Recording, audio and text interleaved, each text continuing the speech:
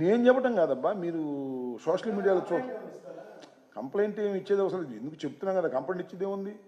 జగన్మోహన్ రెడ్డి గారి నీ భౌతికంగా లేకోకుండా చేయాలని స్పీకరు ఇంకో ఆయన ఎవరో వ్యక్తి మాట్లాడుకుని మీ సోషల్ మీడియాలో చూసారా చూడలేదా? అది ఏమన్నా మేము ఫ్యాబ్రికేట్ చేసామా? అరే జగన్మోహన్ రెడ్డి ఓడిపోయాడు కానీ చచ్చిపోలేదయ్యా. అవునవునవును, ఇది బాగుంది, పాయింట్ బాగుంది, ఇది చచ్చిపోలా. చచ్చిపోతే కానీ మనం బతకం అనేటువంటి పరిస్థితుల్లో ఒక స్పీకర్, ఇప్పుడు స్పీకర్ ఉన్నాడు, ఆయన కావాలని అందుకే స్పీకర్గా పెట్టారు.